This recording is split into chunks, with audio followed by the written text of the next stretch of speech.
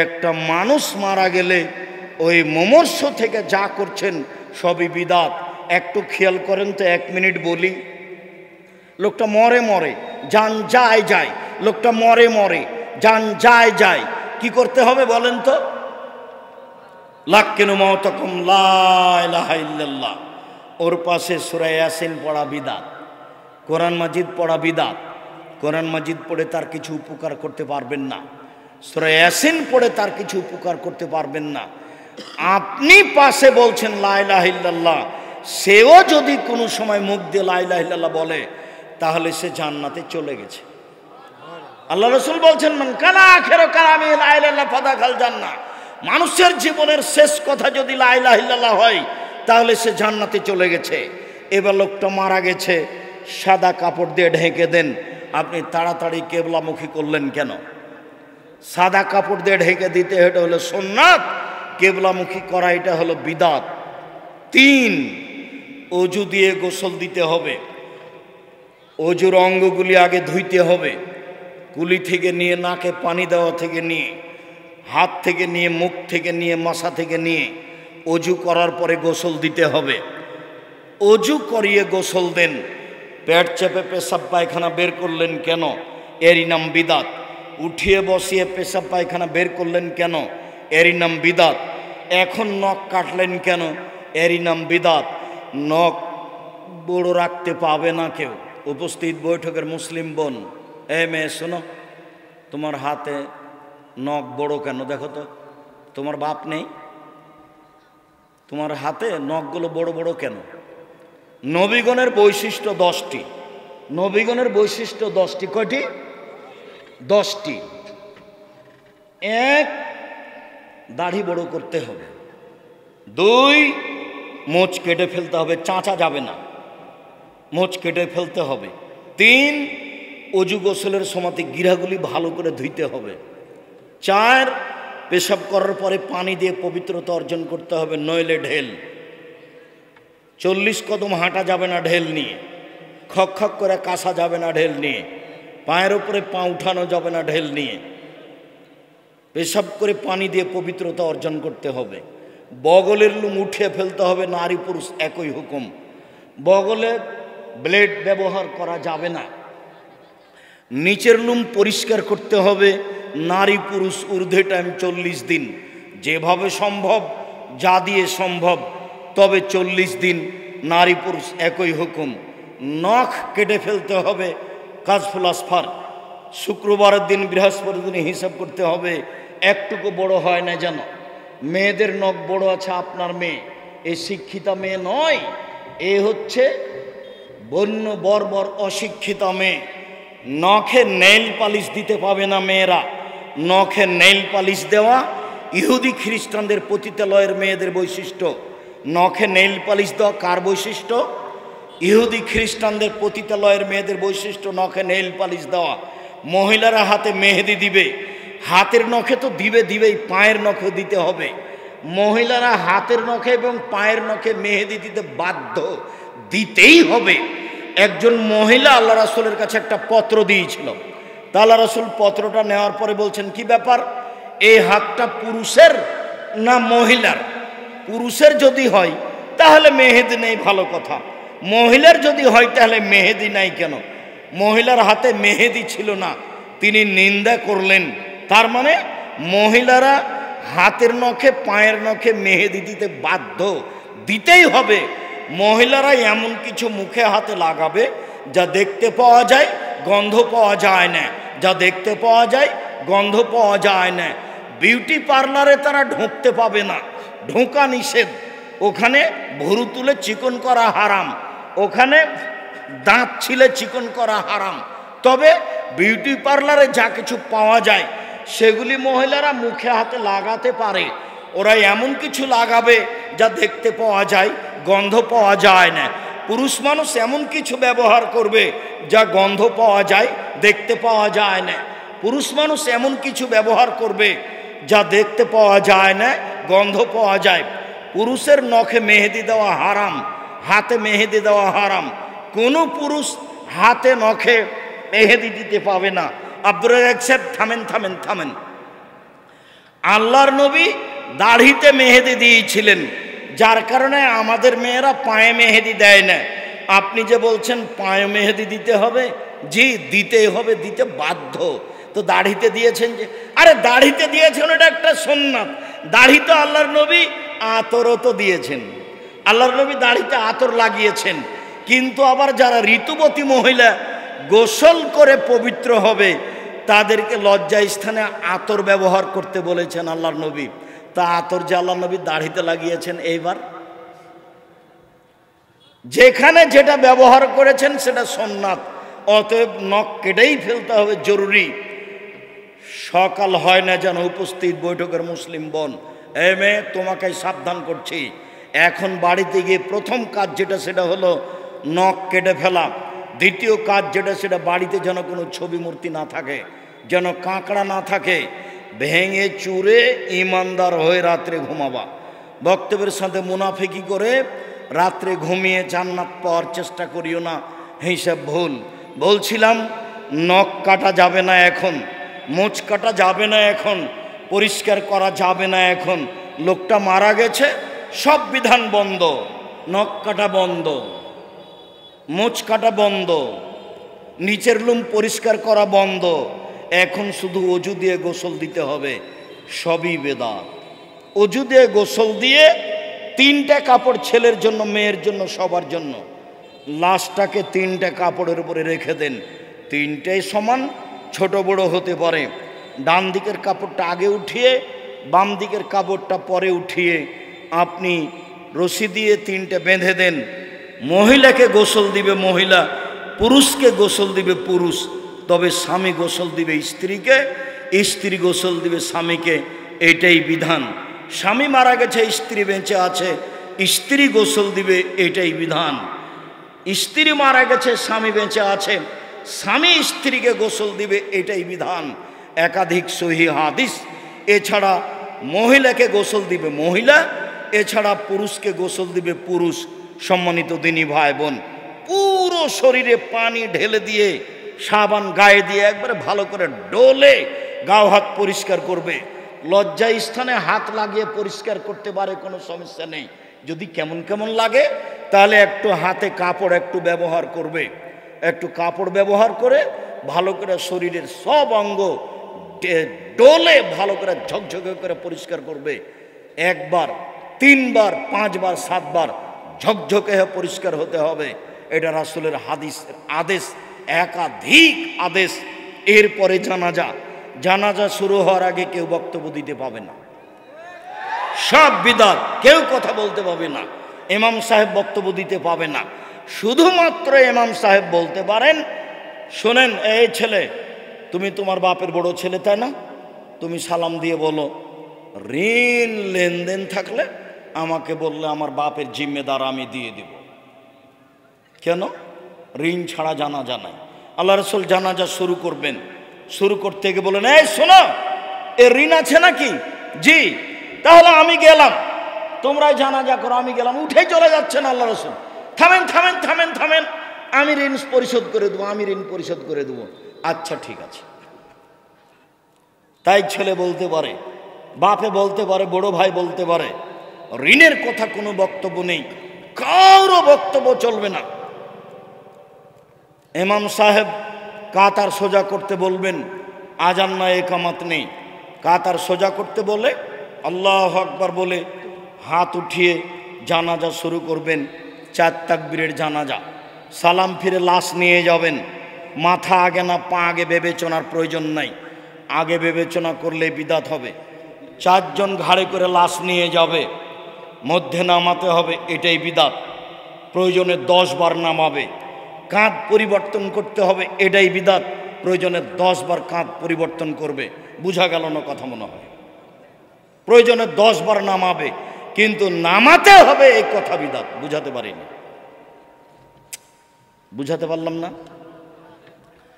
প্রয়োজনে নামাতে হবে। কাঁধ আমার ব্যথা করছে তাই আমি নামিয়ে দিলাম, প্রয়োজনে কয়বার নামাবো? 10 বার নামাবো, কিন্তু নামাতে হবে, এইটা বিদাত। বুঝা গেল না কথা? কাঁধ পরিবর্তন করতে হবে, এটা বিদাত। প্রয়োজনে 10 বার কাঁধ পরিবর্তন করব। কিন্তু পরিবর্তন করতে হবে, এটা বিদাত। যেমনভাবে এতেকাফ কোনো মহল্লাতে যদি না করে তাহলে মহল্লাবাসী পাপী হবে, এই কথা মিথ্যে। তাই তার একজন মওলানাকে অমুক গ্রাম থেকে ধরে নিয়ে এসেছে, ধরে নিয়ে বলছে আমাদের মহল্লাতে একটু এতেকাফ করে আমাদের বাঁচান। একবারে নগদ মিথ্যা কথা। লোকটাকে কবরে নামাতে হবে বিসমিল্লাহ ওয়ালা মিল্লাতে রাসূলিল্লাহ সাল্লাল্লাহু আলাইহি সাল্লাম, ডান কাতে রাখতে হবে, গোটাটাই ডান কাতে একবারে অলের সাথে লাগিয়ে দিয়ে মুখখান কেবলার দিকে মুখ করে দেওয়া বিদাত।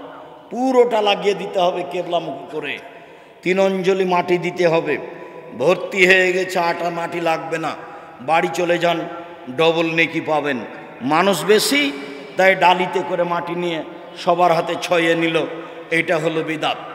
এবার কবরের চতুর্দিকে 4টা খড়ি পুঁতে দিলেন, খেজুর ডাল, এটা হলো বিদাত। কুকুরে ক্ষতি করতে পারে, যে কোনো মূল্যে তাকে আটকে রাখার চেষ্টা করেন, জাল টাল কিছু দেন, সেটা ভিন্ন কথা। মাটি ভালো, কোনো সমস্যা নেই, তবু আপনি পানি ঢাললেন, এটা হলো বিদাত। চতুর্দিকে দাঁড়িয়ে সবাই মিলে দোয়া করলেন, এটা হলো বিদাত। 40 দিনের দিন খাওয়ালেন, এটা হলো শিরক ও বেদাত। সম্মানিত দিনী ভাই বোন, এক জানাজাকে লক্ষ্য করে 241টা বেদাত আছে, বই পুস্তকে দেখুন। আজকের জন্য এই পর্যন্ত আলোচনা করে আমি আপনাদের জন্য আন্তরিকভাবে দোয়া করি। আমারও করোনা হয়, তাহলে আমি বলবো পৃথিবী সৃষ্টির 50,000 বছর পূর্বে আমার ভাগ্যে লেখা হয়েছিল করোনা, তাই আজকে হয়েছে। আমি তার গায়ে হাত দিয়েছি, সেই জন্য করোনা হয়েছে।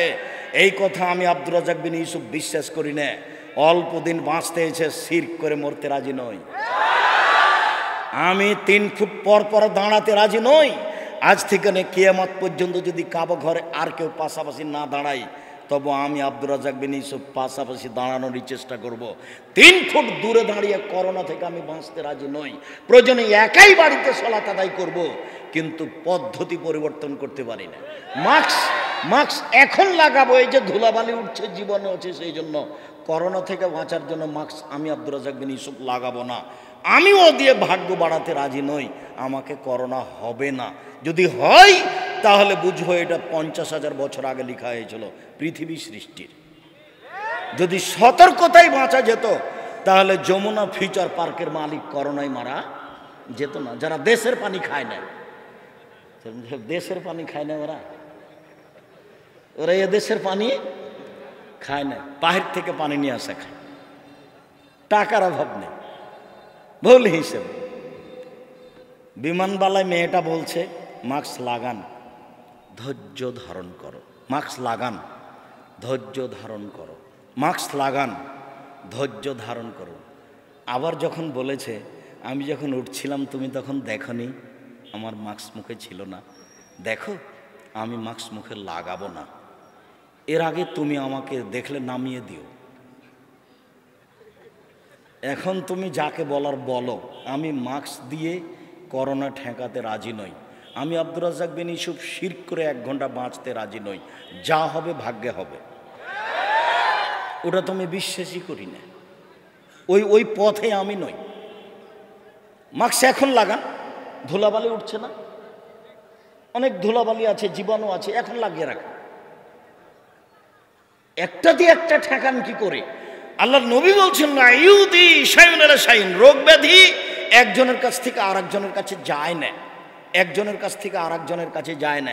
এটাও শিরক, যা আলোচনার শেষে আসছে। সম্মানিত দিনী ভাই বোন, বলছিলাম শিরক দেখাচ্ছিলাম। 1, মাদুলি ঝুলানো শিরক। 2, স্বামী স্ত্রীর মধ্যে ভালোবাসা সৃষ্টি করা শিরক। 3, ঝাড়ফুঁক করা শিরক। তবে কোরআন মাজিদের আয়াত পড়ে ঝাড়ফুঁক করা যায়, তবে হাদিসের দোয়া পড়ে ঝাড়ফুঁক করা যায়, শিরকি কথা দিয়ে ঝাড়ফুঁক করা যায় না। রাসূল সাল্লাল্লাহু আলাইহি সাল্লাম বললেন মান তাআল্লাকা তামিমান ফাকাদ আশরাকা, কেউ যদি মাদুলি ঝুলায় তাহলে সে শিরক করলো। 10 জন লোক নবীর কাছে আসলো, 9 জনের সাথে বায়াত করলেন, একজনকে ছেড়ে দিলেন। ওরা 9 জন বলল যে তারাক্তা তিসাতান ও তারাক্তা বায়াতা তিসাতান ও তারাক্তা ওয়াহেদান। আল্লাহর নবী 9 জনের সাথে বায়াত করলেন, একজনকে ছেড়ে দিলেন। তখন আল্লাহ রসুল বলছেন, ওর গলায় তাবিজ আছে, সেই জন্য বায়াত করলাম না। ফাঁদ খালে দাও ফাঁকাতাহা, হাতটা ভিতরে ঢুকিয়ে তাবিজটা ছিঁড়ে ফেলে দিল। আল্লাহ রসুল তার সাথে বায়াত করলেন। যখন ওই যে ত্রাণ বিতরণে গেছিলাম, তখন আমি ওই যে মাদুলি কেটে কেটে ফেলছিলাম, দেখেননি দৃশ্য? যখন যাকে টাকা পয়সা দিয়েছি তখনই তার গায়ে হাতে মাদুলি আছে কিনা এটা খেয়াল করেছি, এখনো করি। আপনার হাতে যদি মাদুলি থাকে, গলায় থাকে, মাজায় থাকে, উপস্থিত বৈঠকের দিনই মুসলিম বোন, এই মেয়ে কথা বলছো কেন? উপস্থিত বৈঠকের দিনই মুসলিম বোন, আপনার কোমরে মাদুলি আছে নাকি? হাতে বাহুতে মাদুলি আছে? তাবিজ আছে? তাবিজ থাকলে আপনি এখনই খুলে ফেলুন, এখনই, এই মুহূর্তে, 1 সেকেন্ড দেরির সুযোগ নেই। যদি আপনি খুলে ফেলেন মারা যান, জান্নাত হবে ইনশাল্লাহ। আর থেকে যাওয়া অবস্থায় মারা গেলে জান্নাত হবে না, এটাই চূড়ান্ত হিসেব। সাফিয়া রাদিয়াল্লাহু তাআলা আনহা বলেন, মান আতারাফান ফাসালাহু আন শাইইন, কেউ যদি কোনো গণকের কাছে যায়, গণককে কোনো বিষয়ে জিজ্ঞাসা করে, লা তুকবালু সালাতুন 40 লাইলা, 40 দিন তার নামাজ কবুল হবে না। কেউ যদি গণকের কাছে যায় কিছু জিজ্ঞাসা করে, দেখুন তো ভাই আমার টাকাটা হারিয়ে গেছে, কে নিয়েছে, তার সালাত কবুল হবে না কতদিন? 40 দিন। রাসূল সাল্লাল্লাহু আলাইহি সাল্লাম বলেন, মান আতারাফান ফাসাদ্দাকা বিমা কালা, গণকের কথা যদিও বিশ্বাস করে, ফাকাদ কাফারা বিমা উনজিলা আলা মুহাম্মদ, তাহলে সে কোরআন মাজিদকে অস্বীকার করবে। এবার আপনার কাছাকাছি বাড়িতে চলে আসি, আপনার ঘরে প্রবেশের জন্য যাচ্ছে। দেখেন, ওয়াকেদ আল-লাইসি রাদিয়াল্লাহু তাআলা আনহু বলেন, আল্লাহর নবী হুনাইনের যুদ্ধে গেলেন, তো একটা গাছের পাশ দিয়ে যাচ্ছিলেন, ইউকালালাহা জাত আনোয়াতিন, সেই গাছের নাম হলো জাত আনোয়াত। এই যে একটা গাছ, সেই গাছটার নাম হলো জাত আনোয়াত। মুশরিকেরা তাদের তরবারি সেই গাছে ঝুলাতো, তারা মনে করতে এতে সুবিধা হবে। তখন সাহাবীগণ বললেন, আল্লাহর নবী, ইজাল্লানা জাত আনোয়াতিন কামালাহুম জাত আনোয়াত, আপনি আমাদের জন্য একটা এরকম গাছ করে দেন না, আমরা সেখানে তরবারি ঝুলাবো। এরা যেমন তরবারি ঝুলাচ্ছে আমরাও তেমন তরবারি ঝুলাবো। তখন আল্লাহ রাসূলের উত্তরটা শোনেন তো, আমার দিকে চেয়ে থাকবেন, এই ছেলে বসো, তুমি কোনো কাজ দেখাচ্ছ আমাকে? তুমি আমার চেয়ে বেশি ক্লান্ত। আপনার তো একটা ইতস্তবোধ থাকতে হবে, আমি তো ক্লান্ত, আমি তো আপনার বিরক্তির আগেই কথা শেষ করব। কাজে দয়া করে আপনি আমাকে কোনো কাজ দেখাবেন না। বিনীত অনুরোধ, আপনি কাজ আমাকে দেখিয়ে পরিবেশ নষ্ট করবেন না। সাহাবীগণ বললেন, একটা গাছ আমাদের জন্য করে দেন, ওদের যেমন গাছ আছে। তখন আল্লাহ রাসূল প্রথমে বলছেন, সুবহানাল্লাহ, হায় হায় হায় হায়, এটা কি কোনো কথা হলো? সুবহানাল্লাহ, হাযা কালাকুম মুসা, আরে এটা তো মুসার সম্প্রদায় যা বলেছিল সেটাই হয়ে গেল। মুসা আলাইহিস সালামের সম্প্রদায় বলেছিল, ইজাল্লানা ইলাহান কামালাহুম আলেহা, মুসা আপনি আমাদের একটা মাবুদ করে দেন, যেমন ভাবে ইহুদি খ্রিস্টানদের অনেক মাবুদ আছে। ভারতে আছে সরস্বতী, ভগবতী, কালী, দুর্গা। সৌদি আরবে আছে লাত, মানাত, উজ্জা। আগে ছিল ইয়াউক, এগুস, নাসর। এইরকমভাবে চিরদিন মানুষ মূর্তি পূজা করেছে। তা আপনি মুসা আলাইহিস সালাম, আপনি একজন নবী, আমাদের জন্য একটা মাবুদ করে দেন, ওদের জন্য যেমন মাবুদ আছে। ছি ছি ছি ছি ছি, তোমরা একটা গাছের দাবি করে মুসা আলাইহিস সালামের সম্প্রদায় যা করেছিল তাই করেছ, এটা কথা হলো? আমার কাছে একটা গাছের দাবি করলে কেন? গাছের দাবি কেন করলেন? তরবারিটা ওখানে ঝুলিয়ে রাখবেন, তাহলে জয়ী হবে, এইটুকু সুবিধে। এই হাদিস দিয়ে কে বড় ক্ষতিগ্রস্ত বয়ে এদেশে যত সুবিধা নেওয়া আছে সবকে শিরক বলা আছে। এটা দিয়ে বলা আছে জন্মদিবস শিরক। আগের দিন আপনি কেন খানা পানি করবেন না? গাছে তরবারি ঝুলালে কি হবে? গাছে তরবারি ঝুলানো আল্লাহ রাসূল নিষেধ করলেন কেন? সবারই এরকম মাবুদ ছিল, কিছু সুবিধা নিত। কাবা ঘরের সাথে একটা মাবুদ ছিল, তার নাম হবল। এটা হলো ইহুদি খ্রিস্টান নয়, মুহাম্মদ সাল্লাল্লাহু আলাইহি সাল্লামের বাপ চাচা দাদা না খালু যারা, ওরা একে আল্লাহ বলে মানত, তার নাম হবল। সেই হবল মূর্তির পাশে একটা পাতিল ছিল, সেই পাতিলে 3টে খড়ি ছিল। একটা খড়ির গায়ে লেখা ছিল ইফাল, করো। একটা খড়ির গায়ে লেখা ছিল লা তাফাল, করো না। একটা খড়ির গায়ে লেখা ছিল মুহমাল, কিছুই না। তো মানুষ যদি তার মেয়ের বিবাহ দিবে অমুক ছেলের সাথে, তখন ওই পাতিলের ভিতরে এভাবে হাত ঢোকাতো, দেখেন, একটা খড়ি বের করতো, ইফাল, করো। ও হবল আল্লাহ বলে দিল বিবাহ দিয়ে দাও।